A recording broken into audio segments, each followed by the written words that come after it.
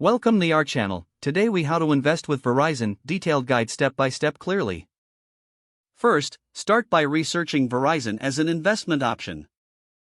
Look into the company's financial health through its quarterly and annual reports. Evaluate Verizon's performance metrics, such as revenue growth, profit margins, and debt levels.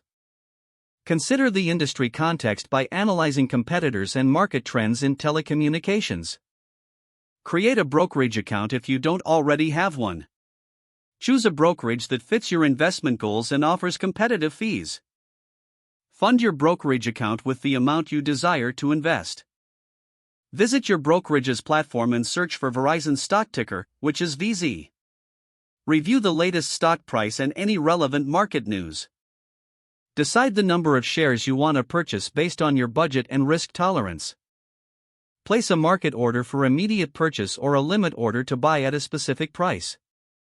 Confirm the details of your order before finalizing the transaction.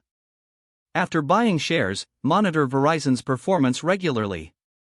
Keep updated with company news and industry developments that may affect your investment. Consider setting specific financial goals and timelines for your investment in Verizon. Stay informed about dividend announcements if you're interested in income generation. Evaluate your investment strategy periodically to ensure it aligns with your financial objectives. Be prepared to adjust your holdings based on market conditions or personal circumstances. If the page does not load, refresh the browser or try again in a private or incognito window. Make sure you are using the correct email address, then retype it carefully to avoid small typos. If your password is not accepted, use the reset option and create a new strong password you can remember. Check your spam folder for verification or security emails, then complete any requested confirmation steps. Enable two-factor authentication if available to improve account security and reduce unauthorized access risk. After signing in, review your profile details so your contact information and settings are accurate and current. If you see an error message, note it down and try again after restarting your device and internet connection.